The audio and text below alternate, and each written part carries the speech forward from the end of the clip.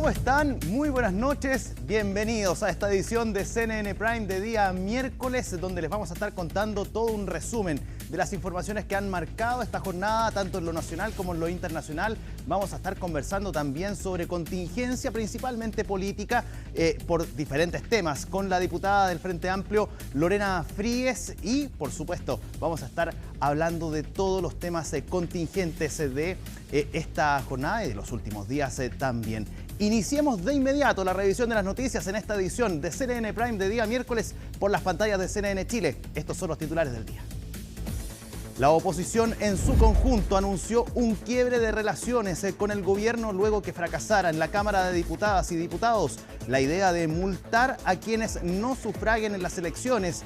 Las bancadas de Chile Vamos y del Partido Republicano anunciaron que votarán en contra del ingreso de subsecretarios a las comisiones y que tampoco pondrán en tabla los proyectos del Ejecutivo.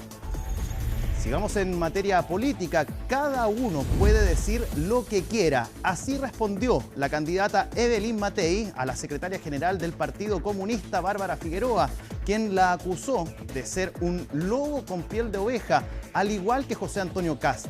Desde Chile Vamos afirmaron que buscar soluciones a los problemas del país requiere de diálogo con quienes piensan distinto. En riesgo vital sigue el menor de 2 años y 8 meses que fue baleado por su padre durante una discusión por la pensión de alimentos que él debía pagar. El niño fue intervenido anoche, lo que permitió extraerle algunas esquirlas. La Fiscalía pidió ampliar la detención del sospechoso, quien será formalizado este viernes. Y en temas internacionales, una imagen histórica se vio en China. Vladimir Putin y Kim Jong-un acompañaron al presidente Xi Jinping durante un masivo desfile militar este miércoles. Es la primera vez que los tres líderes son vistos juntos. Un claro ejemplo, o un claro mensaje más bien, a Occidente y a Estados Unidos. Todo esto y más, porque aquí comienza CNN Prime.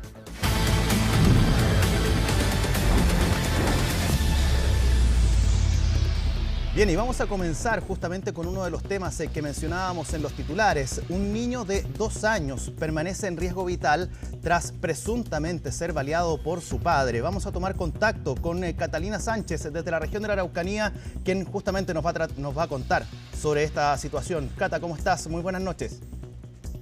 Sí, ¿cómo estás, Felipe? Buenas noches. Claro, sin duda la noticia que ha marcado la jornada en la región de la Araucanía y que ha conmocionado a todo un país. Se trata del riesgo vital de un pequeño de solo 2 años, 7 meses de la comuna de Temuco. Este hecho ocurrió el día de ayer aproximadamente a las 6 de la tarde, cuando, según información que ha sido entregada tanto por la Fiscalía como por Carabineros, el padre de este pequeño le solicita a la madre ir a buscarlo al jardín infantil. Finalmente ella accede, lo lleva hasta el domicilio de su madre, saca, por razones que se investigan, un armamento, en específico un revólver, apunta a este pequeño en la cabeza, amenaza con efectuar disparos y comienza una discusión. En un momento determinado, según informó el fiscal del caso Luis Arroyo, este imputado le comenta que no quiere seguir pagando la pensión de alimentos y que esto termina hoy. Comienza un forcejeo, aparentemente empuja a la madre de este pequeño y efectúa este disparo directamente, y esto es lo que más ha generado conmoción, evidentemente, en su cabeza. Bueno, la madre saca a su pequeño en brazos, se encuentra afortunadamente y rápidamente con personal policial, quienes al ver lo que había ocurrido lo llevan hasta el hospital de la comuna de Temuco. Fue intervenido, tú bien lo adelantabas. No se ha logrado extraer este proyectil, sin embargo, sí se han realizado intervenciones para retirar esquirlas. Eso fue lo que comentó el fiscal. Volvamos un poco atrás. Cuando el imputado comete este acto, toma una motocicleta, comienza a escapar, evidentemente, para evitar la persecución policial, cruza prácticamente todo Temuco hasta el sector San Antonio, tira su motocicleta y hace ingreso a la casa de sus padres. Se logra dar, en específico, en 38 minutos con su paradero El padre del imputado permite el ingreso del personal policial, quien se había escondido en una bodega. Finalmente, cuando lo encuentran, él se encontraba con este armamento y también apunta con el revólver a los funcionarios de Carabineros. Sin embargo, estos logran concretar su detención. Hoy pasó a su control de la detención.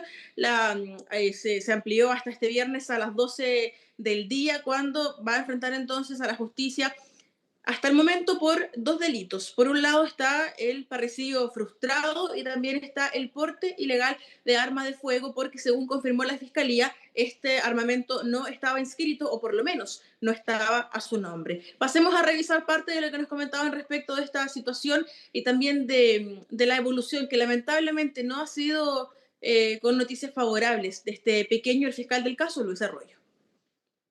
Son varias las diligencias que se decretaron en su oportunidad.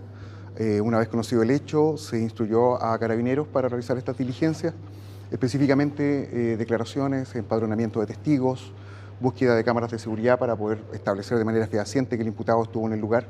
Si bien hay una testigo presencial, que es la madre del niño, quien aportó una gran cantidad de antecedentes que permitieron identificarlo y también dar con su paradero, obviamente la investigación no se reduce a aquello. La información que se nos proporcionó por el Servicio de Salud en horas de la mañana, que bueno, el niño fue sometido a una cirugía en horas de la noche, habrían logrado extraer algunas esquirlas, ya que el proyectil quedó alojado en su cabeza. Él está con riesgo vital, se va a someter a un escáner para determinar el daño cerebral. Los médicos no han querido aventurar un pronóstico, solamente que no ha salido el riesgo vital. Cata, bueno, ahí escuchábamos al fiscal del caso respecto del estado de salud de este menor de edad.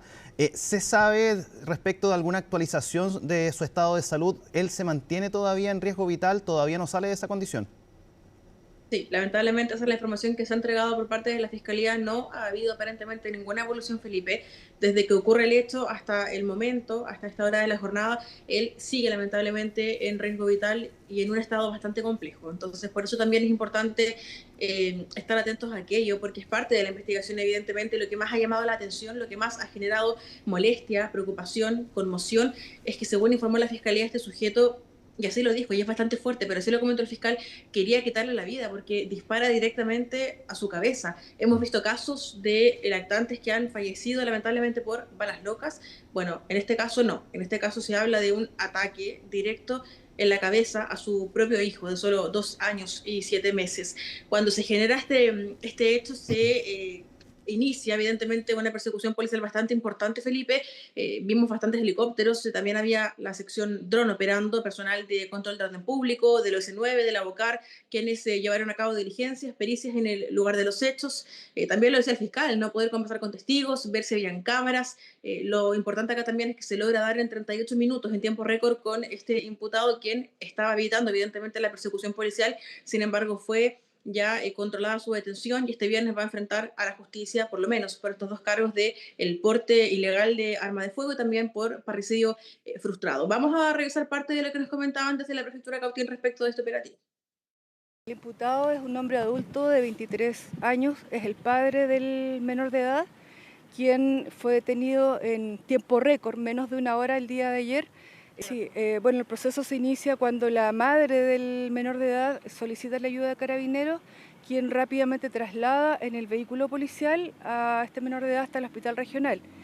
En ese contexto, al entrevistar a la madre, ella señala que el autor del disparo fue el padre del lactante, quien posteriormente se habría dado la fuga en una motocicleta hacia el sector de San Antonio. En este momento se realiza el despliegue policial y es detectado en los momentos que él se daba la fuga y se logra exitosamente la detención de él en ese sector, en un pasaje.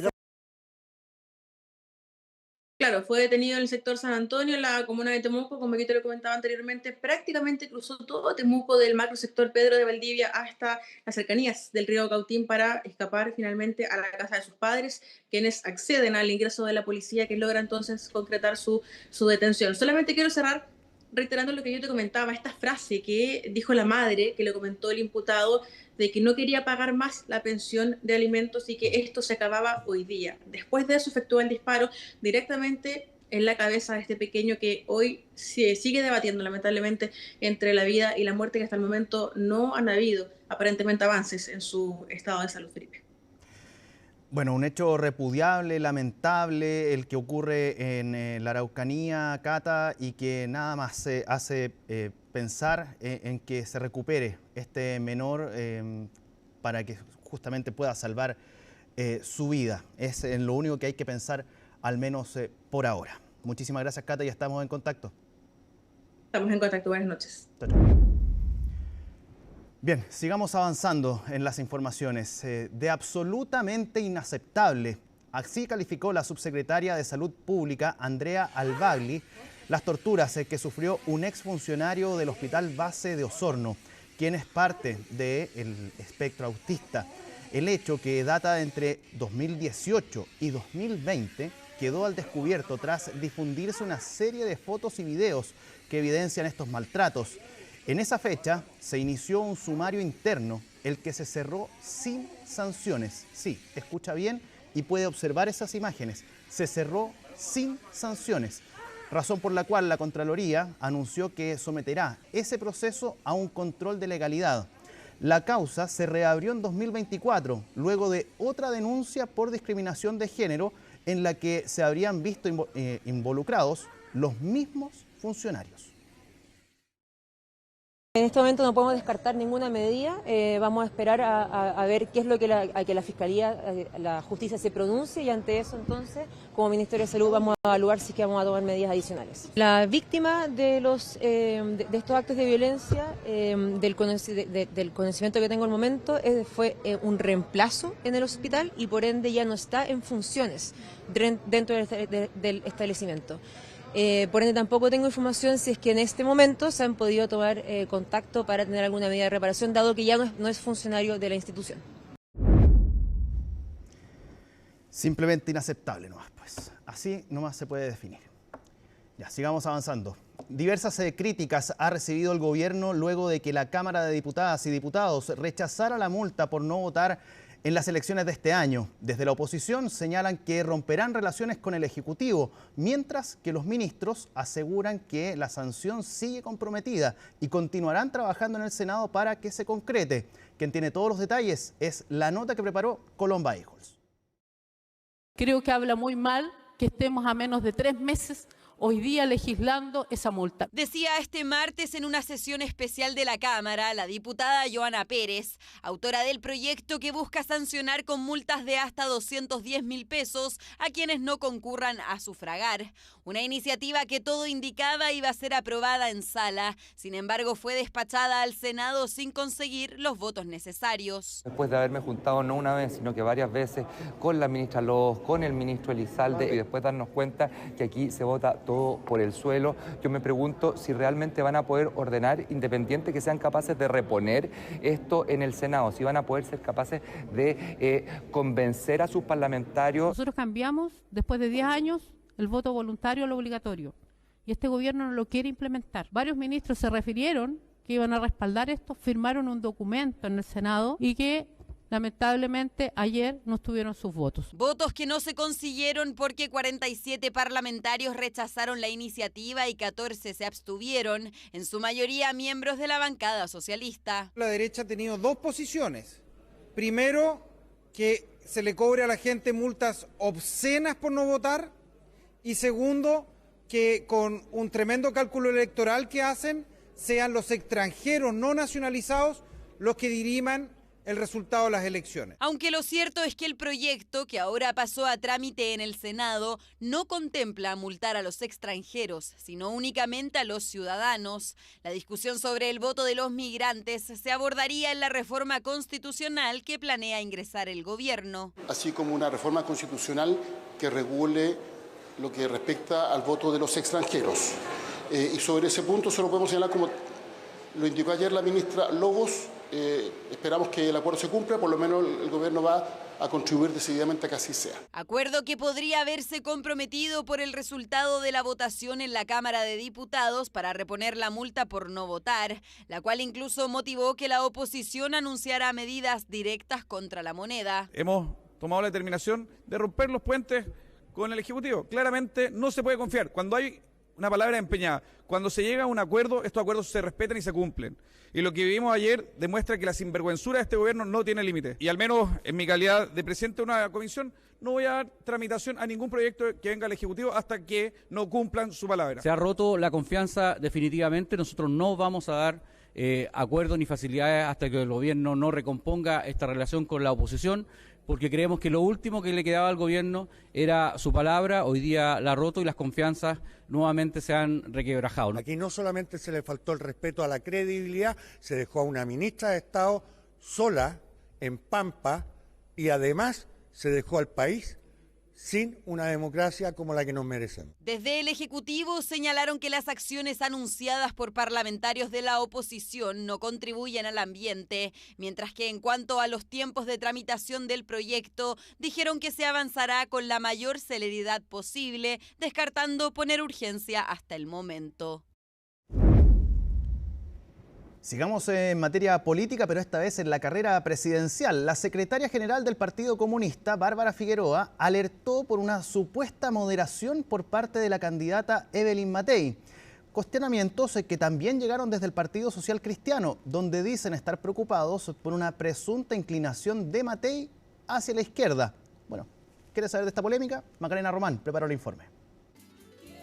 Una supuesta vuelta hacia la moderación es lo que ha generado críticas hacia la candidata presidencial Evelyn Matei. Desde el Partido Comunista piden estar alerta por el cambio de estrategia que estaría mostrando la banderada de Chile Vamos tras, por ejemplo, defender la reforma de pensiones y a algunos actores involucrados. Respecto de José Antonio Kast, que aun cuando se vista de seda o aun cuando se vista con piel de oveja, sigue siendo un lobo.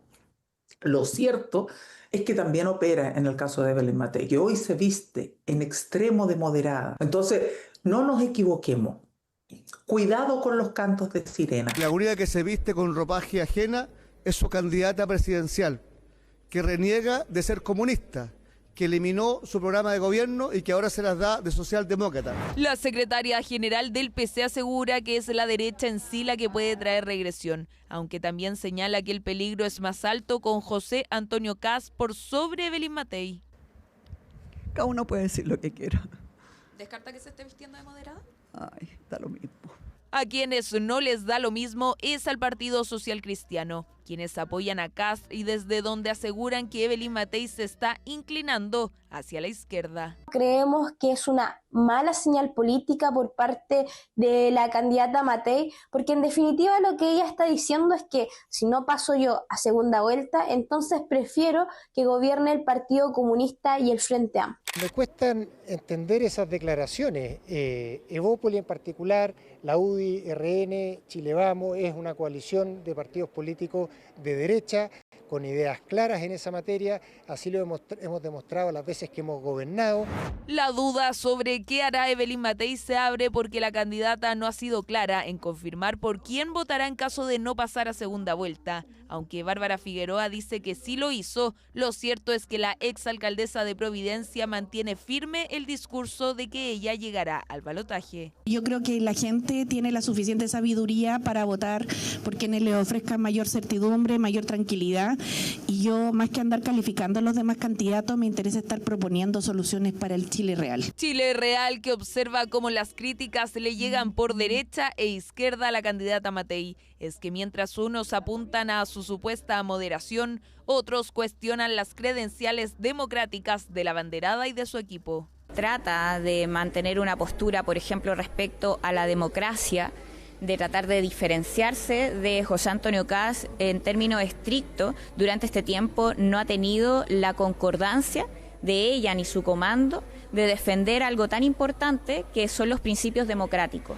Debate que solo sabremos cómo repercutió en la ciudadanía el próximo 16 de noviembre, cuando conozcamos muy probablemente a las dos cartas que pasarán a disputar la segunda vuelta presidencial, instancia que está fijada para el 14 de diciembre.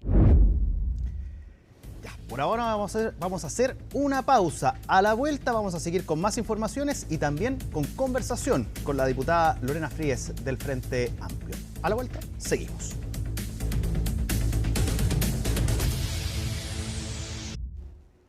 Estamos ya de regreso en esta edición de CNN Prime de día miércoles y ya nos acompaña acá en el estudio de nuestro canal la diputada del Frente Amplio, Lorena Fríes. ¿Cómo está, diputada?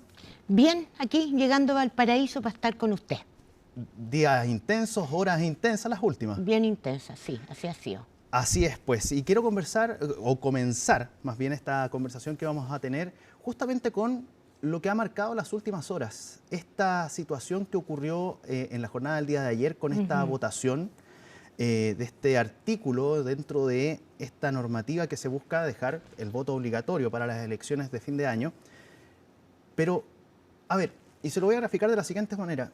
A uno cuando lo castigaban los papás, le decían, te vas a la pieza sin tele, sin lo que sea, a acostarse. Pero aquí parece que dejaron la tele, dejaron el computador, la consola de videojuegos, dejaron todo abierto. ¿Qué pasó? A ver, pasaron varias cosas. Primero, yo creo que hay que acotar qué se estaba discutiendo. Y lo que se estaba discutiendo era una obligación constitucional que establece que chilenos extranjeros tienen la obligación de votar en Chile. Y lo que había que hacer es que una ley orgánica tenía que establecer la multa. Claro. ¿Ya? Ahora, se metieron muchas cosas entre medio, se empezó a hablar del voto extranjero. Lo segundo que hay que aclarar es que aquí vamos a ver la multa y en el Senado se iba a trabajar un proyecto para establecer otros requisitos para el voto extranjero. ¿Ya? Por lo tanto, había en ciernes un acuerdo entre el Senado y la Cámara que el presidente de la Cámara finalmente desahució. ¿Y ¿Fue eso? el presidente de la Cámara Sí, o fue la votación misma? Porque No. finalmente lo que queda acá, o qué es lo que queda establecido dentro de las declaraciones que fueron entregadas ayer, que si bien había un acuerdo entre la presidencia, la mesa directiva, la testera de la Cámara de Diputadas y Diputados, con el gobierno para llegar a un acuerdo en el que el gobierno se comprometía a unificar las posiciones del oficialismo, de los diputados del oficialismo, diputadas y diputados, y resulta que eso no llegó. Pues. Pero fue el presidente de la Cámara, de hecho la ministra ni siquiera entró al hemiciclo, la ministra es Express. ¿Nunca hablaron con ella? O sea, sí, pero no se llegó a acuerdo porque lo descartó el presidente. Y el punto es que una vez deshecho, que fue 3 minutos antes de que empezara la votación, las diferentes bancadas optamos por lo que ha sido nuestra línea. En el caso del Frente Amplio, voto obligatorio, multa sí, pero no en los términos que estaba en ese proyecto. Y por lo tanto lo votamos en contra de la multa. Votaron en contra de la multa y también otros se abstuvieron. De hecho, faltaron, ¿cuántos? ¿2 votos? Se suman. Sí. Pero las bancadas en general, el oficialismo lo que hizo dijo no a la multa. En el caso del Frente Amplio, que hemos apoyado desde la última reforma, el voto obligatorio, para nosotros es excesivo que vaya entre 30.000 pesos y 200.000 pesos. ¿Y por qué? Y vuelvo al ejemplo que usted daba. Porque una cosa es que haya una obligación y que uno a través de la multa incentive. Yo no saco nada con castigar. Incentivo a través de una multa que sea apropiada. Pero si yo castigo, lo único que logro es que esas personas que van a votar, vayan a votar con rabia, sin ganas. Pero no veo dónde está la diferencia en lo que había antes del voto obligatorio, o sea, del voto voluntario, que también existía el voto obligatorio, con una multa que ascendía cercano a los 120.000 pesos, si mal no recuerdo. Pero en la última elección, y ahí dolía no ir a votar, pues. Y en la última elección fue de 33.000 pesos. Ya a nosotros nos parece que una UTM es suficiente. Perfecto, pero resulta que ahora no hay nada, pues. Bueno, pero ahora le tocará al Senado, que es donde partió todo este entuerto, establecer la multa. Y además se podrá seguir trabajando, no para estas elecciones obviamente, con la posibilidad y bienvenida a la discusión respecto de los requisitos que deben tener los migrantes. Pero ¿por qué ahora es problema si en el año, corríjame usted, el año 2022 se zanjó, es ley el voto de los extranjeros? ¿Por qué ahora es problema el tema de oponerle requisitos a los extranjeros para que voten? Yo creo que porque es legítima la discusión y cada momento o periodo histórico puede tener otras condicionantes, pero yo creo que la misma regla tiene que operar para todos. Esa es mi posición. Es que ahí me voy a poner como ciudadano, Ya. no voy a sacar el disfraz de periodista, pero ahí uno puede pensar perfectamente que aquí es según la conveniencia. Por supuesto que hay gente, o sea, ¿por qué quiere el sector de la oposición que voten las personas migrantes? Porque de acuerdo al cálculo electoral votarían mayoritariamente por la derecha. La comunidad de migrantes lo que no sabe es que dicen eso, pero que después las discusiones en el Parlamento son para que no tengan acceso a la salud, no tengan acceso a las pensiones, no tengan acceso a la vivienda. Por lo tanto, sí, hay conveniencia electoral. Yo no le estoy hablando desde la conveniencia electoral, porque lo que sí creo es que en estas elecciones tienen que votar chilenos y extranjeros de acuerdo a una multa que sea la misma para todos. Yo le quiero hacer sobre el mismo punto y quiero mencionar una frase que realizó la diputada Joana Pérez en la jornada del día de ayer tras esta votación. Ella hace un extenso vocería, pero dentro de esa vocería ella dice lo siguiente: hoy día, como la candidata comunista del oficialismo necesita nuevamente el clientelismo, que están acostumbrados a que por el 30% decida el 60%, es lo que buscan. Díganselo al país. ¿Ese es clientelismo lo que finalmente los lleva a ustedes prácticamente en la totalidad a rechazar lo que se votó ayer? No, Felipe, porque sabemos que en el Senado se va a volver a establecer la multa. Y por otro lado, le recuerdo que el proyecto de Joana Pérez no era para todos, era solo para los chilenos, generando un estatus diferenciado entre extranjeros y chilenos. Y eso puede tener visos de inconstitucionalidad. Por lo tanto, mire, esto es la historia del fracaso de un mal proyecto. Aquí habría que haberse tomado el tiempo de, queremos discutir cuánto, a qué nivel y con qué requisitos van a votar las personas migrantes. Ok, eso lo podemos hacer incluso, le diría yo, a partir del próximo periodo parlamentario. En estas elecciones ya estamos encima, estamos a punto de empezar una campaña y usted le va a cambiar las reglas del juego a la gente. No se ve bien. Estoy totalmente de acuerdo con el tema de los tiempos, que estamos encima, que quedan muy pocos meses. Si lo resumimos en semanas, son cerca de 18 semanas aproximadamente. Pero a lo que quiero llegar es que, si bien ahora queda poco tiempo, pero este proyecto no se empezó a discutir ayer, pues. Se empezó a discutir hace bastante rato. Sí, pero se sacó a la luz y se puso en tabla después de que fracasó la discusión en el Senado, claramente. Y por las mismas razones que dice usted, por cálculo electoral de la derecha. Aquí, claro, y ahí también me quiero quedar a propósito de eso mismo, porque del oficialismo le retrucan a la derecha que son los responsables de la caída porque no quisieron tomar o no quisieron poner sobre la mesa los requisitos para el voto extranjero. Y por otro lado, desde la derecha, acusan de que el gobierno no consiguió lograr unificar la votación del oficialismo, de los parlamentarios y parlamentarias en la Cámara de Diputados, para que esto se concretara. Pero ahí yo le digo, Felipe, o sea, honestamente, ayer, antes de empezar la sesión, no había acuerdo. No había acuerdo ni se nos había transmitido un acuerdo Pero desde el gobierno, la ministra secretaria general de la presidencia no se sentó con, no digo que con todos los parlamentarios, porque si no termina 3 días después. Escuchen las palabras de Álvaro Elizalde cuando le preguntan si hay acuerdo. Dijo, está en ciernes, porque no había un acuerdo establecido. Y finalmente, lo que iba en camino de un acuerdo, lo desahució el propio presidente de la Cámara.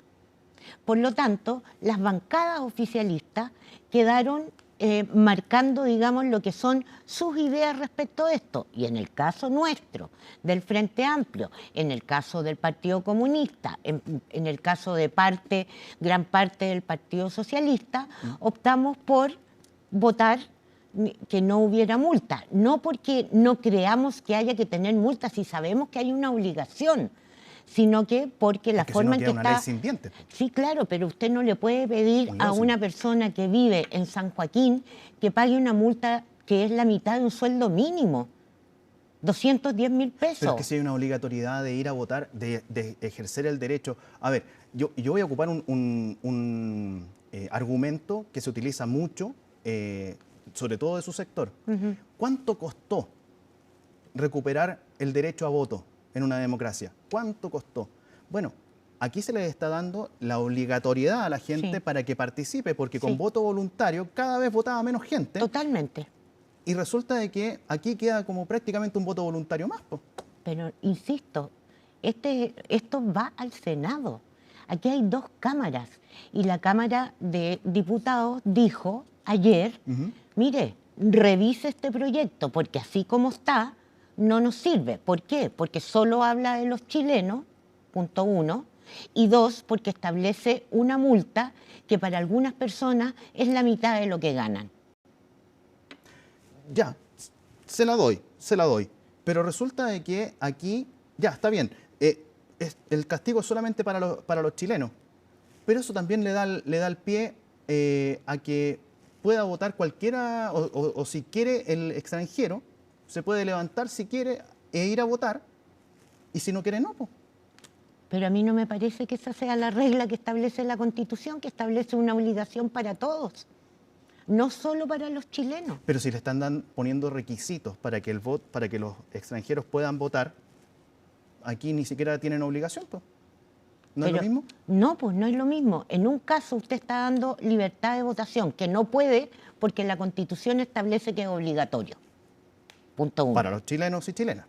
No, para los extranjeros también. Bueno, es que a eso voy, pues. La Constitución establece la obligación para todos, incluidos los extranjeros que estén avecindados por más de 5 años en Chile. ¿Ya? Perfecto. Por lo tanto, hoy día todos están obligados. El proyecto que se votó ayer decía solo los chilenos están obligados. Y a eso les ponemos multa. Sí. Y ahí se establece un incumplimiento de la Constitución, que establece la obligatoriedad para los extranjeros. Por eso le digo que todo esto se ha hecho muy apurado. Y una de las cosas que planteó el gobierno es: calmemos esto, veamos, discutamos integralmente qué pasa con el mundo extranjero, sabiendo que hay una obligación en la Constitución. Entonces, hay que distinguir ahora, hay que dividir qué va a pasar para estas elecciones. ¿Qué vamos a hacer para adelante? ¿Para usted cree que los extranjeros deberían votar en esta elección? Yo creo que es lo que corresponde en esta elección. ¿Quiénes? De acuerdo a lo que establece la Constitución. Y la Constitución establece que aquellos que tengan 5 años de residencia definitiva pueden votar. ¿Con documento? Obvio. No, perfecto. ¿Cambiamos de tema? Ya. Perfecto. Vamos a hablar de las pistolas Taser. Uy, ya. Ha sido un tema también en los últimos días también. Sí. Y a usted Me ha tocado. Le ha tocado por un tema de una polémica ahí en un canal de televisión. Sí. Y voy a decir el nombre, con José Antonio Neme. Ya no es lo que él no me nombró, yo sí lo nombro. Ya, a ver, ya que respóndale. ¿Por qué finalmente presenta usted este oficio por estas pistolas Taser si ya estaba la aprobación por parte del gobierno después de varios meses de una aprobada la compra? De aprobada la compra, donde solamente la van a usar carabineros, no la van a usar los funcionarios municipales. ¿Por qué presentar un oficio? Esa es finalmente la polémica. Sí, que encuentro bien ridículo que se me cuestione por pedir un oficio, que está dentro del rol fiscalizador de los parlamentarios. Nosotros legislamos y fiscalizamos. ¿Qué quiero fiscalizar? Quiero saber cuántas se compraron. Quiero saber si hay un protocolo y si ese protocolo es público y quiero conocerlo. Quiero saber cuántas horas van a darle capacitación a carabineros. Quiero saber quién es el proveedor de las Taser. ¿Por qué? Quiero saber el proveedor, entre otras cosas, porque hay unas de mejor calidad que otras. ¿Y en qué incide eso? Incide, por ejemplo, en la posibilidad de generar, además de la parálisis de 10 segundos, más o menores lesiones. ¿Por qué quiero saber cuántas horas o cómo se van a capacitar? Porque me parece que para usar cualquier arma, sea letal o potencialmente letal, se requiere capacitación, como lo hizo en su momento Carabineros con las famosas paintball, ¿no es cierto?, que después las descartó. Bueno, yo quiero saber cuántas horas le van a dedicar a eso para ver qué tan bien entrenados vamos a tener a las policías. Quiero saber también en qué consiste el protocolo. ¿Por qué? Porque en el protocolo me van a decir para qué situaciones, por ejemplo, se van a usar. Y de la escala de disuasión me van a decir en qué parte de la escala entran las tasers. Sabemos que es más arriba de la luma y más abajo del arma letal. Esas cosas, yo que estoy en la Comisión de Seguridad, obviamente que quiero saberlas. Ya, mire, le voy a leer una de las frases que dijo José Antonio Neme, en el Mucho Gusto, para que ahí en Mega. Dice: la paseadora de mis perros tiene un gas pimienta. ¿Cómo le prohíbes a un funcionario municipal que tenga una herramienta no letal? Y aparece una diputada, o un diputado, o un diputade, o un diputadi, mandando un oficio. Ocupe su pega, su tiempo en cosas realmente importantes, útiles, interesantes y que están en debate real en el mundo. No cosas que están absolutamente zanjadas. Las pistolas Taser se usan en gran parte del planeta para combatir la delincuencia. Y aquí yo me quiero sumar. ¿Por qué? Porque si esto ya estaba analizado por parte del gobierno, se había conversado con Carabineros para realizar esta compra después de varios meses, se lo insisto, varios meses de discusión, etcétera. ¿Nunca en la Comisión de Seguridad les plantearon esto? Se nos planteó que se estaba revisando si las compraban o no. Y lo segundo... Y ahí nunca se pudo solicitar una información adicional. Lo digo porque esto finalmente Pero podría... Felipe, me está poniendo ante cuestiones imposibles. Si a uno una autoridad le dice, todavía no sabemos si las vamos a usar, todavía no sabemos si las vamos a comprar, ¿qué voy a oficiar? Ahora que sé que las van a comprar, oficio. Y ahora que sé que hay un piloto en Maipú donde se están usando para procedimientos de violencia intrafamiliar, me interesa saber los resultados. ¿Qué tiene de extraño?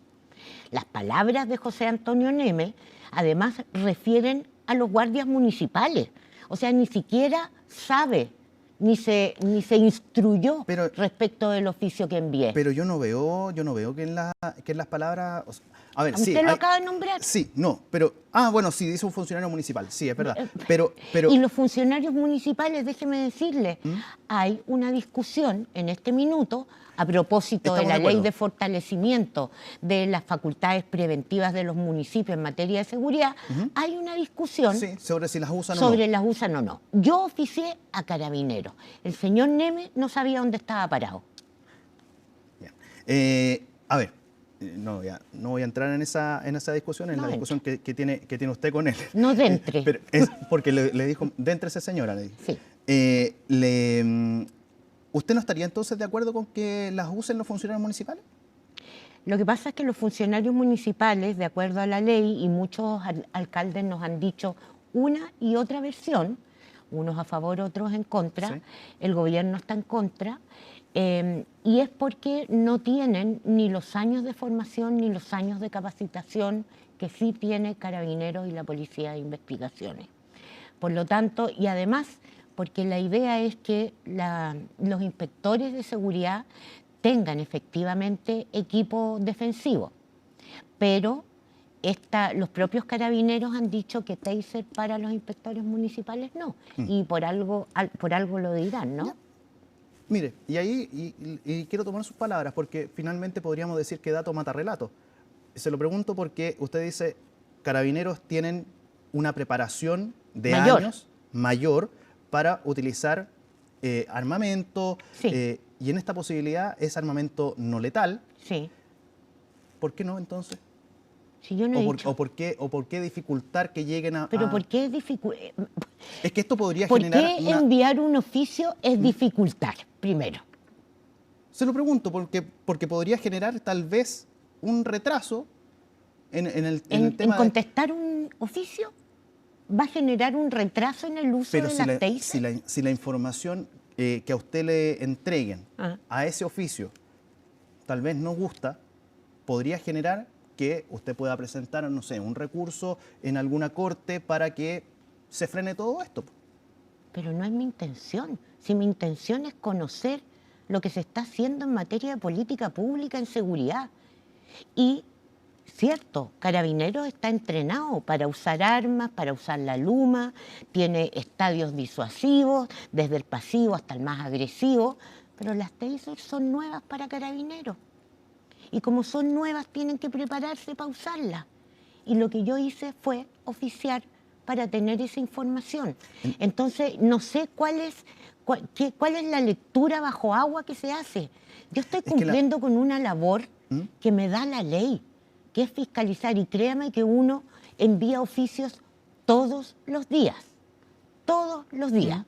Entonces, que un periodista de un canal encuentre que oficiar es entorpecer, es no entender la labor de una parlamentaria. Y a mí eso me parece más preocupante que el solo hecho de oficiar. Entonces, es que la pregunta que queda o que salta es si a raíz de este oficio usted está en contra o está a favor de que Carabineros termine usando estas pistolas taser. Yo creo que tiene que usarlas con precaución y creo que entre... Todo va a ser con RUF. Todo. ¿Y entonces? Pero que las RUF no están. No se han aprobado. No sabemos cómo van a salir las RUF. Y por lo tanto, por mientras es con protocolo. Y por lo tanto, yo quiero saber cómo se van a usar. Y lo que digo es, entiendo perfectamente que entre un arma letal y una luma tiene que haber algo intermedio, justamente para no tener que usar el arma letal. ¿No? Y perfecto. Entonces, entrenémoslos bien, veamos cuáles son los protocolos, les sirve además como una herramienta de protección a Carabineros y evitemos que se usen en contextos donde no deben ser usados. Y eso es algo que tiene que decidir Carabineros con el Ministerio de Seguridad y nos informarán. Porque, por ejemplo, a ver, alguien que, no sé, que se roba un chocopanda, ¿no? Usted no le va a tirar una taser, pero sí lo va a hacer seguramente en un procedimiento de violencia intrafamiliar o lo va a hacer cuando alguien se quiere escabullir en una detención. Entonces, esas circunstancias tienen que estar claras y tienen que estar claras para Carabineros, para la protección de Carabineros. Y no es... Ya, se la doy. Pero, y le voy a poner un ejemplo. Ayer, Estación Central, calle Palena. Un sujeto iba a bordo de un vehículo, huye de Carabineros que quería fiscalizar. Sí. Avanzaron cerca de 500 metros aproximadamente, 500, 300 metros, y este sujeto a uno de los carabineros lo intentó atropellar. Bueno, en realidad lo atropelló porque lo golpea con el auto. El carabinero quedó con algunas lesiones, fue trasladado hasta el hospital institucional, afortunadamente está en buena condición de salud. Qué bueno. Sin embargo, otro de los funcionarios disparó en 2 ocasiones y termina muriendo el sujeto que está al interior del vehículo.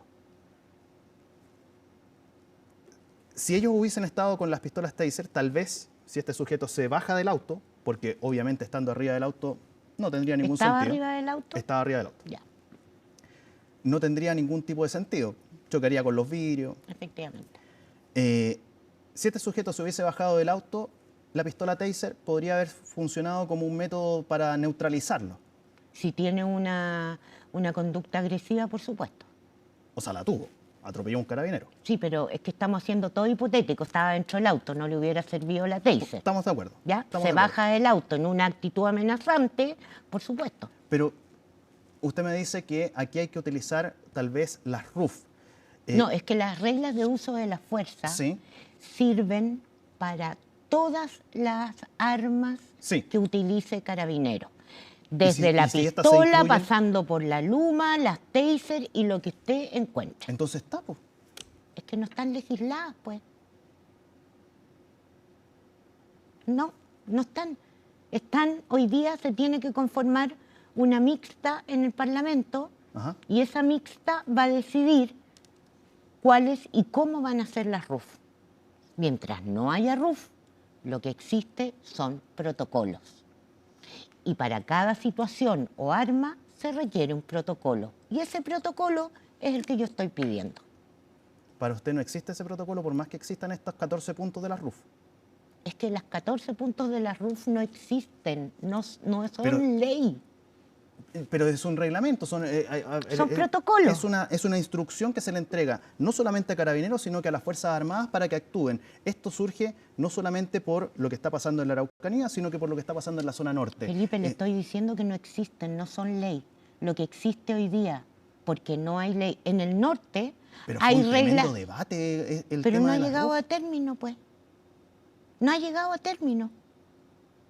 Se hizo un gran debate, participé en el debate.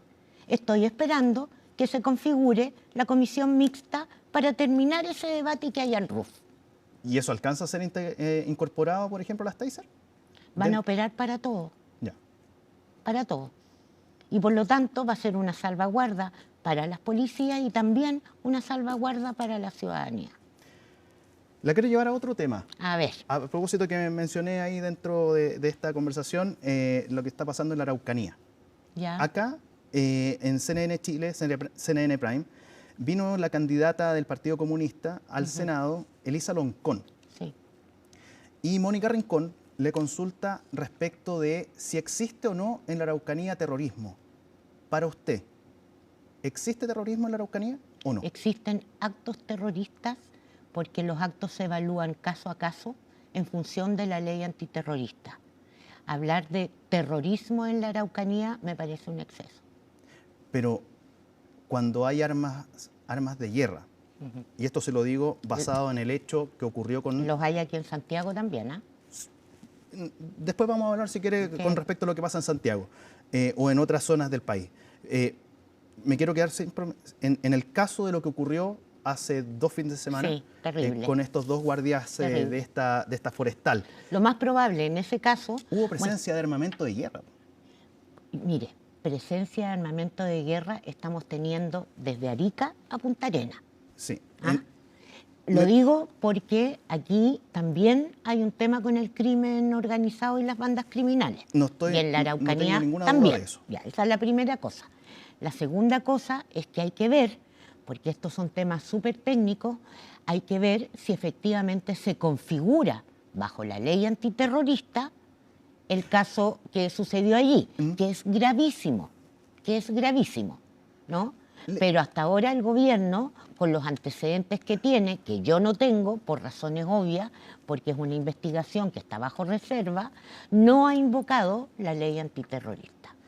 Mire, es un tema de definición nomás, se lo voy a leer. Lo que dice la Real Academia Española con respecto a terrorismo. Dice, sucesión de actos de violencia ejecutados para infundir terror.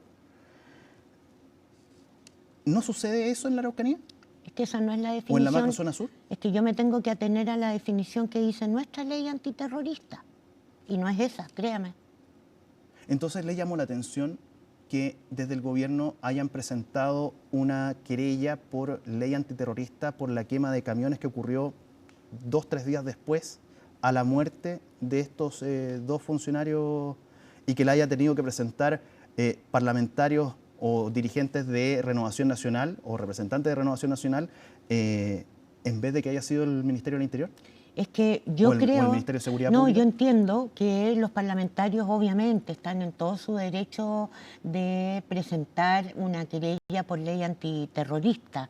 Lo que sí creo es que el gobierno es el que tiene los antecedentes y si llega a la convicción de que aquí hay un acto terrorista, diputada, va a presentar la querella. Murieron 2 personas, o Pero- murió una persona, el otro quedó herido con armamento de guerra, o sea, dispararon con armamento de guerra. Sí, lo entiendo perfectamente, pero le insisto, armamento de guerra hay en Santiago, en Arica, en Punta Arenas. No es justificación eso. No, o sea, pero no estoy justificando, no ponga palabras en mi boca que no he dicho. Ya. Yo he dicho que esto es sumamente grave.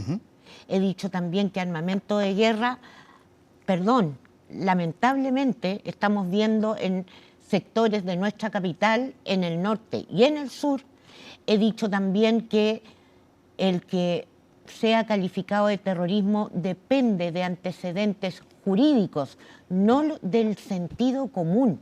Es el Ministerio Público, son los jueces los que van a definir si hay un acto terrorista o no. Porque tenemos, menos mal, una buena ley antiterrorista. Y una buena ley, le digo, con apoyo transversal. Por lo tanto, si los antecedentes dan para eso, créame, esto va a terminar siendo sancionado como terrorismo. Si aquí no sirve de nada los titulares, esto es un acto de terrorismo, veamos cuáles son los antecedentes y vamos por la sanción más grave. La sanción más grave dentro puede ser efectivamente una ley de seguridad interior, puede ser homicidio alevoso, puede ser ley antiterrorista, en todos los casos es grave. En todos los casos las sanciones son altísimas. Sí, el tema es que, no sé si a usted, quizás le reitero la pregunta, pero ¿no le llama la atención que se haya presentado por un delito una querella por un tipo de delito y por el otro no? O sea, que no se haya presentado por la muerte de un guardia de seguridad de esta empresa forestal que hayan dejado... Sí. Aquí se habla de homicidio calificado. Por supuesto. Y otro homicidio frustrado en contra del otro funcionario de todas maneras, de esta empresa. Como mínimo. Con armamento de guerra, con presencia de más de un sujeto disparando, al menos eso es lo que se maneja hasta ahora. En el otro lado se quemaron 5 camiones, entiendo, recuerdo, corríjame usted si estoy equivocado. Y ahí sí se presentó una querella por ley antiterrorista.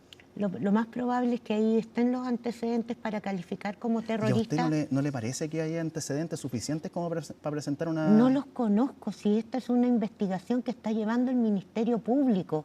Yo puedo llegar aquí a mentirle y a decirle grandilocuentemente, no, eso es terrorismo. Yo soy un poco más seria en eso. Y consiste en... Aquí los antecedentes los tiene el Ministerio Público y probablemente los tenga también el Ministerio de Seguridad. Ellos van a calificar y presentan la querella con los antecedentes que tienen. ¿Quiere decir eso que le dan menos importancia? Por Dios, no. Lo que están viendo es que la causa llegue a término y que esas personas, homicidio frustrado o homicidio calificado, eventualmente en la trayectoria del juicio cambien de calificación a terrorista. Eso pasa todos los días, eso pasa en la Araucanía. Entonces, tratar de decir, oiga, estos no le dan importancia y estos sí le están dando importancia, la verdad es que no ayuda en nada a la labor que tiene que hacer el Ministerio Público y la justicia. Diputada Lorena Fríes, muchísimas gracias por esta conversación que hemos tenido aquí en CNN Prime. Gracias a ti, Felipe. Y nosotros vamos a seguir avanzando en las informaciones. Luego de 5 meses al alza, agosto registró una caída de 3,1% en la venta de vehículos nuevos. Natalia Muñoz nos va a explicar si es otra señal de la desaceleración económica que se proyecta para este segundo semestre.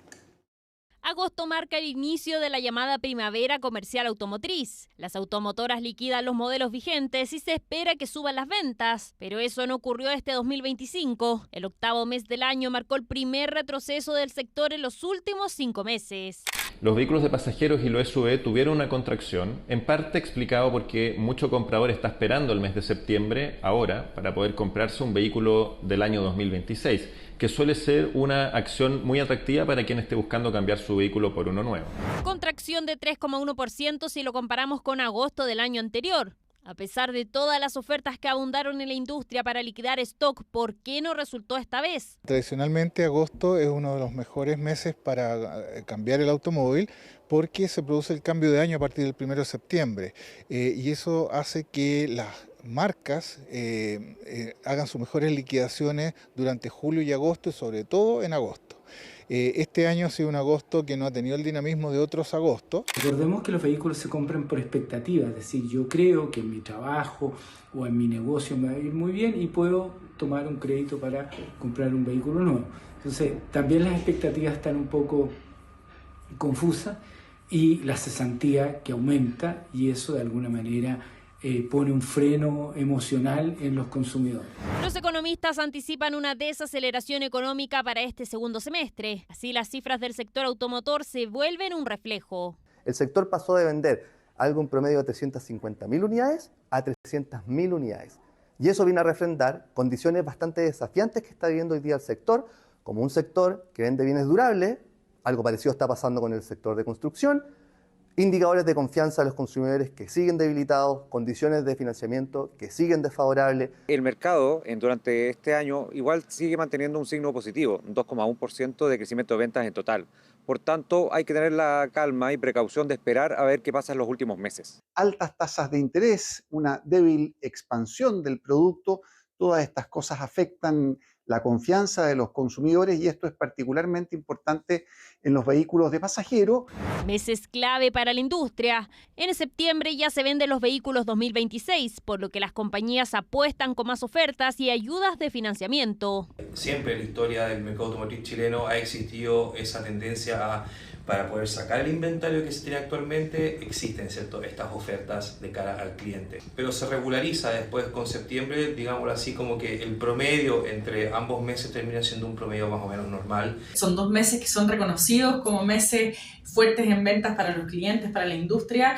Las ventas, incluso el volumen de ventas puede llegar a incrementarse más de 2 dígitos en algunas marcas. Y esperamos obviamente que con todas las acciones, descuentos y beneficios que estamos impulsando en septiembre, también mantengamos un incremento en nuestro volumen de ventas. Si bien se registró caída en la venta de vehículos de pasajeros, hay un sector que sí creció. La venta de camionetas aumentó 4,2% en agosto y los vehículos comerciales registraron alza de 5,7%. Y en el caso de las camionetas, están pasando 2 cosas también. Hay cambio normativo en este mes de Euro 6B a Euro 6C en el caso de pasajeros y normativa de seguridad en el caso de las camionetas. Es un año difícil, pero lo vemos con entusiasmo, porque nuestras marcas están bien posicionadas. Hoy día estamos lanzando el nuevo line-up de Maxus que está tremendo. Todo el año se han vendido más de 200.000 vehículos nuevos, lo que sí representa un crecimiento de 2,1%, muy similar a cómo ha sido la actividad en general.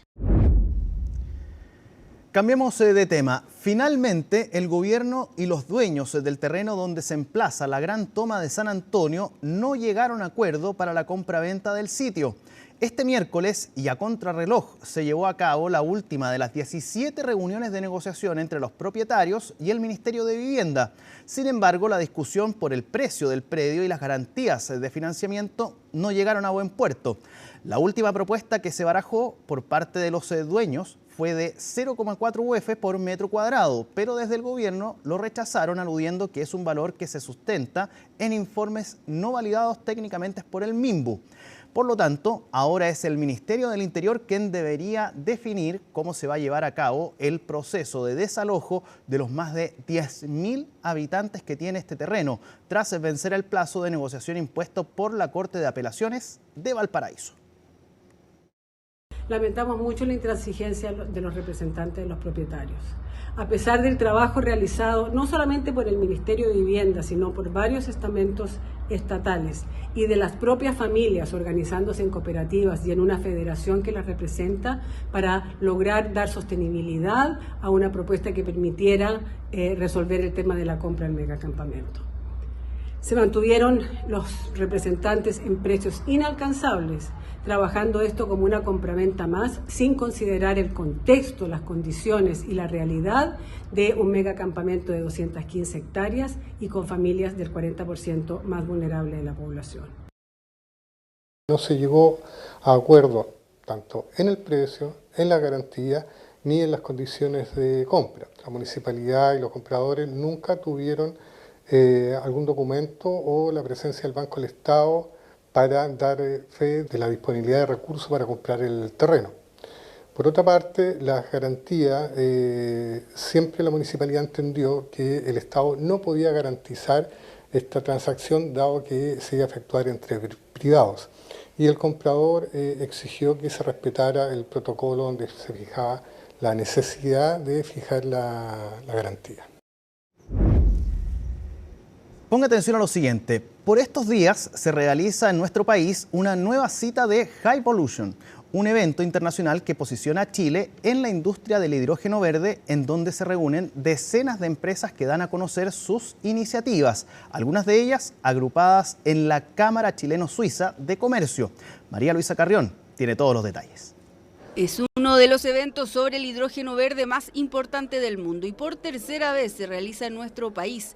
Hablamos de HyVolution, que en su versión de 2024 reunió a más de 140 empresas expositoras. Es que el potencial que tiene Chile es evidente. Es uno de los energéticos que nos permitirá en ese sentido descarbonizar nuestra matriz energética.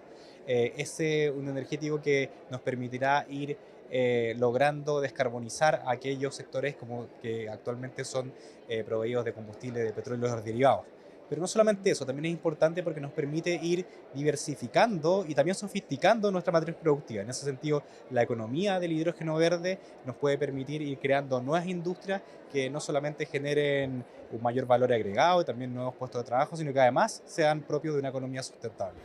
Tan relevante es que hace 5 años se lanzó la Estrategia Nacional de Hidrógeno Verde. Hoy son más de 40 los proyectos que hay en Chile y esto podría seguir creciendo. Por eso espacios como este son valorados por la industria. El gobierno suizo desarrolló por primera vez una estrategia de hidrógeno verde ahora y esto incluye también la colaboración con otros países. Y Chile es muy prometedor en ese sentido y estamos encantados de participar acá. Y finalmente también es un diálogo, es una plataforma de diálogo, esta feria de HyVolution para Suiza, para Chile, para intercambiar información, para conectarse, hacer negocios también. En esta versión son 8 las empresas suizas que participan de este evento de talla mundial. Creo que toda la iniciativa de hidrógeno verde va muy alineada con la estrategia de sustentabilidad global, por lo cual Suiza como país y como gobierno promueve mucho y nosotros como empresa suiza estamos alineados con eso. Chile tiene una costa súper extensa, tiene una economía azul que también se está impulsando con nueva normativa, entonces también es un ecosistema que lo estamos empezando a abordar como país. El hecho de que estemos todas con nuestra casa matriz en Suiza ya nos pone en común un lenguaje y una visión de empresa. Claro, que justamente es como la sostenibilidad, el poder entregar información certera. Lo que no es menor, se busca no solo hablar de innovación y sostenibilidad, sino que ponerlo en práctica. Por eso, por ejemplo, la Cámara Chileno-Suiza de Comercio volvió a dar vida a su pabellón modular reutilizable, el mismo que estrenó el año pasado y que estará desplegado por segundo año consecutivo. Redujimos en un 99% la huella de carbono al construir este pabellón suizo. Si tú te fijas, construimos esto con materiales nobles, estratégicamente seleccionados porque tienen un bajo impacto ambiental. Son de madera, es de acero y son todos de acá de Chile. Esto, según las necesidades, se va armando y se va agrandando.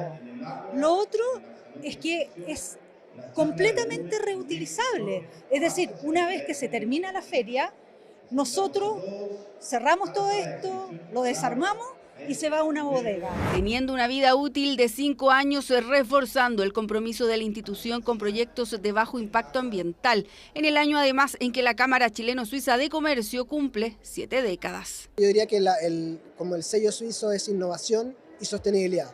Entonces nosotros como que proponemos hacer hidrógeno verde de manera innovadora, con varias de las empresas que están acá lo hacen, y la sostenibilidad viene justamente de que, aparte de hacer el hidrógeno de manera sostenible, esa energía va a hacer que otra empresa, que hoy día usa una energía sucia, empiece a hacer un producto con energía limpia. Porque si hay algo en lo que todos coinciden es que el hidrógeno verde es presente y futuro. En ambos Chile juega un papel crucial.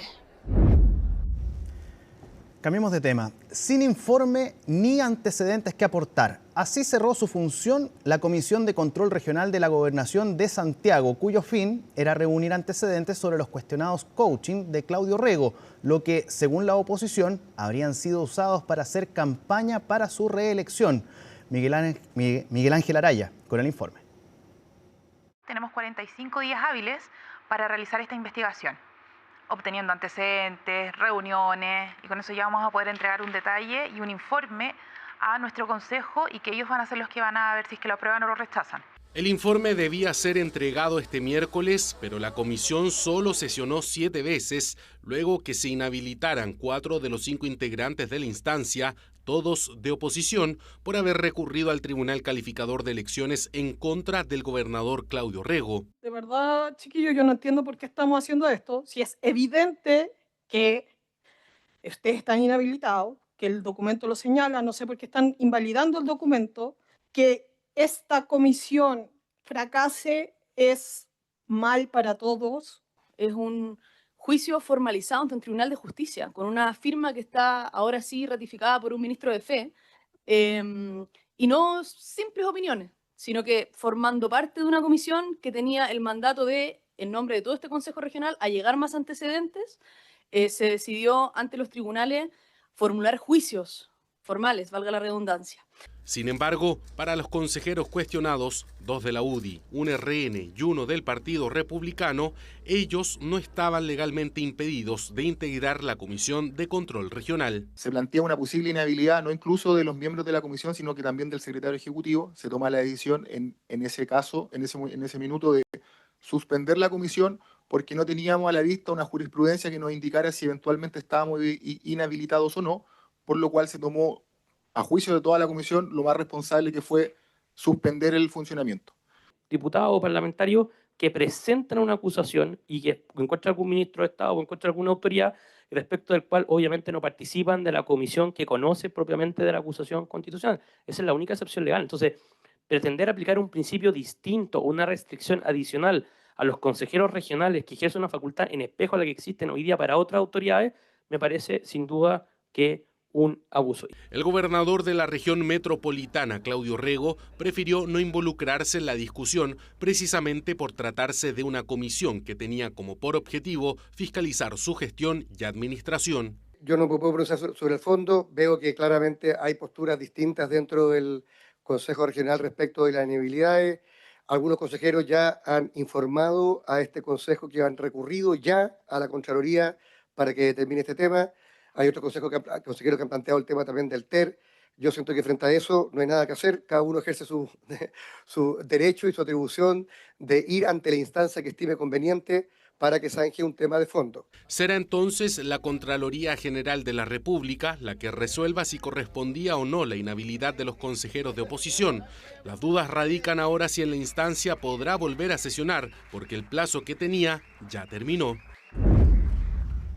Ya, cambiemos totalmente de tema. Quedan 15 días para el 18, o si lo prefiere, 14 para el inicio de las fondas que van a dar, comienzo a estas festividades de Fiestas Patrias. Y por eso es que diversas fiscalizaciones se han producido durante los últimos días, y hoy no fue la excepción. Productos de consumo popular para estas Fiestas Patrias que fueron fiscalizadas aquí en la región metropolitana. ¿Quiere ver cuáles fueron? Esta es la nota. Chiquillo, un terremoto rico para que ustedes lo vean y después lo disfruten en la casa con la familia. Yo llevo 30 años como dueño de las pipas de Inte, entonces yo sé ya cómo se prepara un terremoto y la calidad y lo que la gente quiere. Mira, este es el vino pipeño. Cualquier terremoto no se prepara con cualquier vino, no señor, se prepara siempre con lo mejor. Y ese vino está acá en las pipas de Inte. Mira el helado cómo sube. Arriba, arriba. Ahora viene la granadina. Una buena granadina, chiquillos. Ya, mira cómo cae. ¡Uy, qué maravilloso! Mira. Y ahora la bombilla. Son los consejos de uno que sabe, Mario Rivas, dueño de las pipas de Einstein. Claro, él da una invitación y da sus atributos para hacer un buen terremoto, pero lo principal también es el cuidado. Así es, porque no todo es fiesta cuando estamos a 15 días de la celebración de Fiestas Patrias. Bueno, estamos fiscalizando la ley de alcoholes, la producción de chicha, de pipeño para estas fiestas que se vienen, trabajando por un 18 seguro, que esa es la principal preocupación. La chicha, además, es el único alcohol que se vende abierto, y eso tiene un riesgo importante. También se fiscalizó, así como las pipas de Einstein, muy temprano, a las asesinas en el Paseo Ahumada. fijarse si van a comprar productos que están envasados en la fecha de vencimiento. Vemos mucha oferta, aquí vimos con el subsecretario que hay unas ofertas, pero que van a vencer el 11 de septiembre, 12 de septiembre, que eso ya no sirve para el 18. Por eso es muy importante mirar la etiqueta, efectivamente, cuándo vence, cuando son productos envasados, y la recomendación ojalá comprar a granel, o sea, para sentir el olor, color, justamente, que es un producto que está en muy buenas condiciones y no encontrarnos después antes de la parrilla con la sorpresa que tiene un mal olor. Por eso es muy importante de alguna manera comprar y prepararse antes. Una de nuestras preocupaciones en estas fechas es el consumo seguro de alimentos, y por eso estamos aquí hoy día haciendo una demostración del trabajo en terreno que se hace en todas las regiones del país y que de hecho ya comenzó durante agosto. O sea, es un trabajo que comienza previo a las fiestas patrias, donde lo que hace la autoridad sanitaria a nivel regional es que fiscaliza todos los lugares donde se elaboren, almacenen o comercialicen de alguna manera alimentos. Y así también en la comuna de Santiago, en el Parque O'Higgins, el dueño de casa, el alcalde de Santiago, dio a conocer el plan de seguridad para el cual va a ser el evento masivo más grande en cuanto a fiestas patrias en la región metropolitana. Tenemos acá un escáner, tenemos acá detectores de metales, estamos con el director de seguridad, nuestra directora de comunicaciones. Tenemos reconocimiento facial que nos va a permitir incluso detectar si alguien viniera ya en estado de ebriedad. Vamos a hacer una suerte de lista negra, el que se porte mal aquí adentro, no va a poder volver a entrar durante esta fonda. Todo siempre cuidando obviamente la ley de protección de datos personales. Esto es solo para este evento, no se conserva después ninguna información. Pero no todo fue fiscalización este miércoles, sino también hubo una competencia de empanadas, donde la pregunta fue ¿en qué hay que fijarse para degustar y elegir una buena empanada? Primero la empanada, hay que ver el aspecto de la empanada, cómo se ve, el brillo, el volumen, la forma que tenga, cómo está cerrada. Después hablamos de la masa, la masa debe ser crujiente, delgadita, un sabor equilibrado.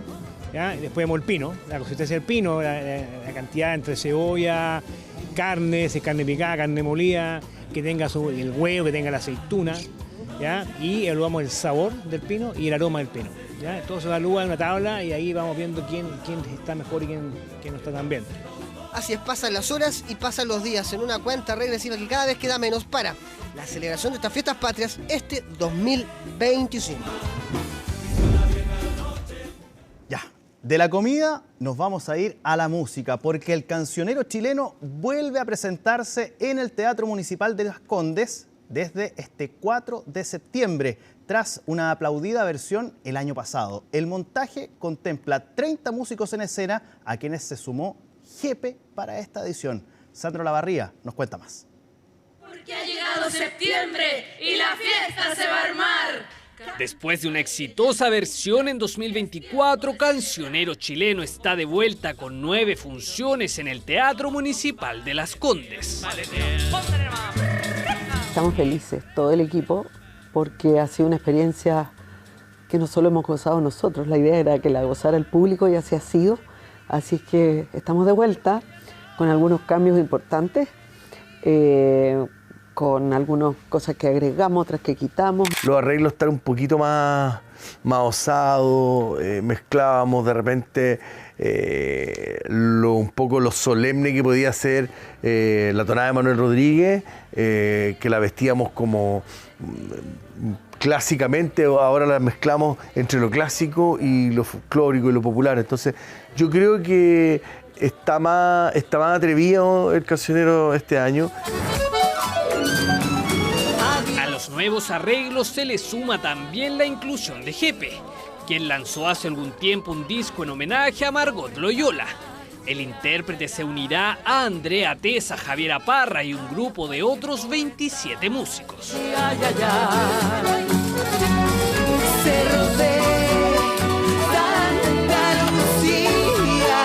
Pasa tanto de la cueca por la tonada, que a mí en lo personal me encanta, habanera, bolero, bueno, todos los sonidos que han pasado por esta tierra y que se quedaron, ¿no? Y muy feliz de poder también aportar lo mío. Hay cierta...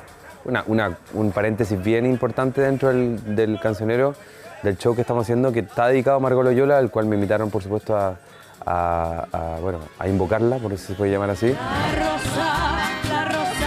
El espectáculo, que cuenta también con una puesta en escena particular, incluye un amplio repertorio que va desde los clásicos de Violeta Parra hasta un homenaje al rey de la cumbia, Tommy Rey. Están los grandes autores y todo, pero también nos evoca la bohemia, nos evoca un poco la cumbia, o sea, todas esas otras aristas como más, digamos, que llegaron desde otros lugares y que se transformaron en la música chilena. Entonces eso es bonito, porque el recorrido es amplio y es súper desafiante, porque estamos todo el tiempo entrando y saliendo, colaborando en los números de nuestros colegas. Hay una puesta en escena que tiene que ver con invocar no solo a través de canciones, sino que también de una escenografía, de luz, etc., nuestra identidad y por ahí va la cosa. Pero de una manera muy única, ¿eh? No hay lugares comunes acá, creo yo. En lo musical sobre todo. Bueno. Cancionero chileno se mantendrá en la cartelera del Teatro Municipal de Las Condes hasta este 14 de septiembre. Muy buenas noches, es el momento de revisar las noticias internacionales aquí en CNN Prime. Y para eso vamos a comenzar rápidamente esta revisión internacional en China, donde durante esta jornada se vio sin duda la imagen de la semana, ¿no? El desfile militar en esa nación, y allí con Xi Jinping, acompañado del líder norcoreano Kim Jong-un y el presidente de Rusia, Vladimir Putin. ¿Cuál es el mensaje que busca dar China? Nos lo responde en el siguiente informe Michelle Recalcén.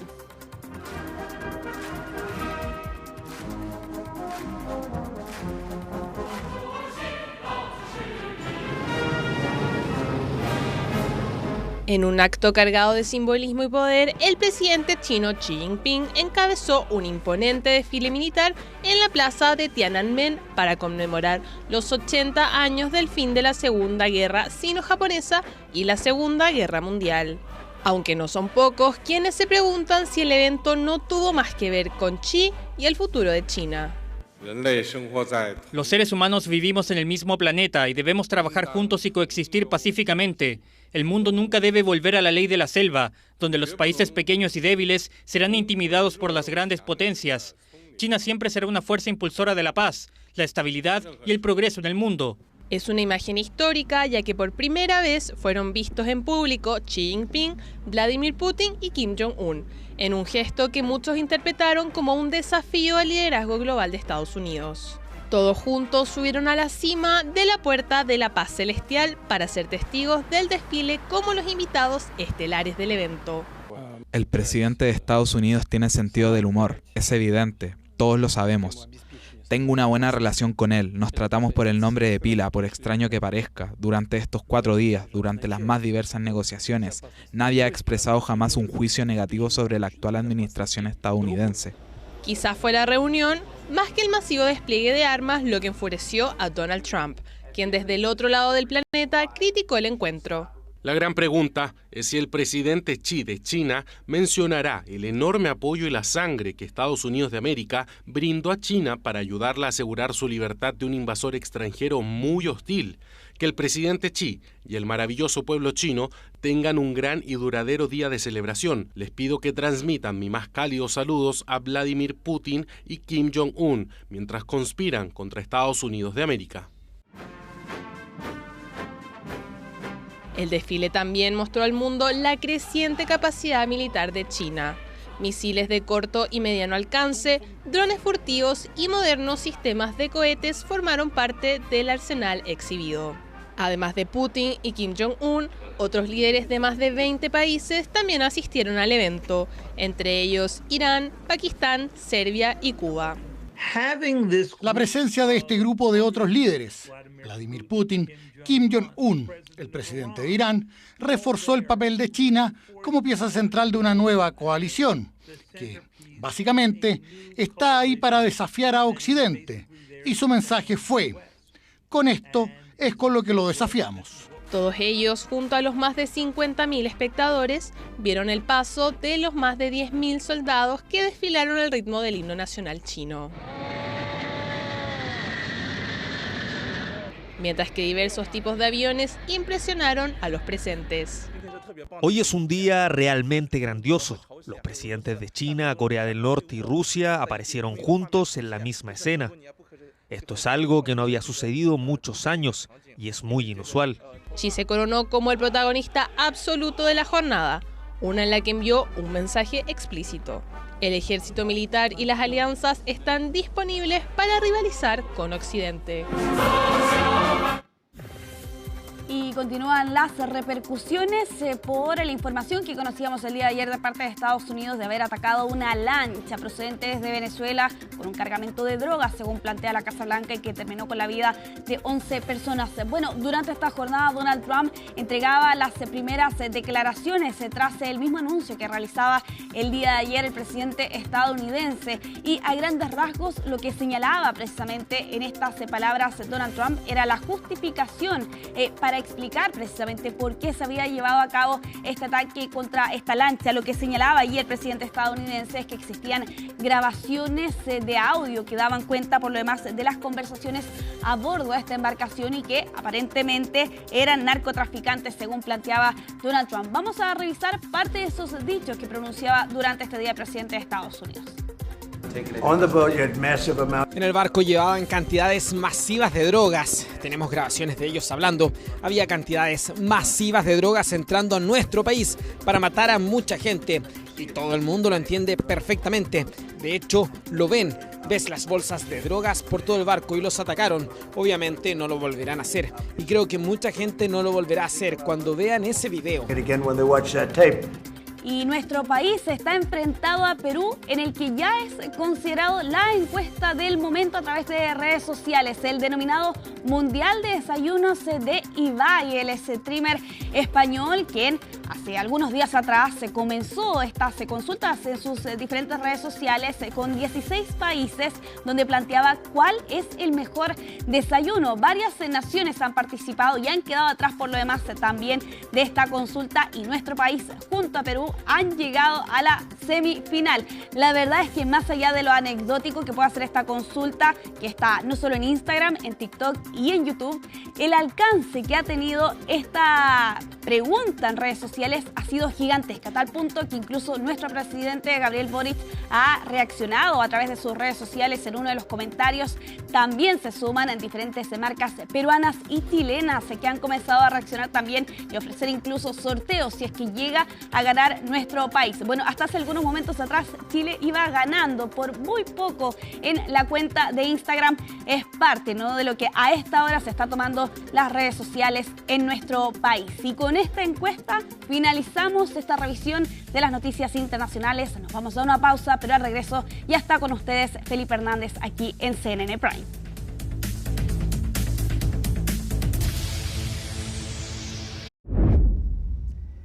Estamos de regreso ya en esta edición de CNN Prime de día miércoles, pero para despedir justamente esta jornada noticiosa aquí en CNN Chile. Sigan la sintonía de nuestro canal, siempre hay noticias que llevarles hasta sus pantallas.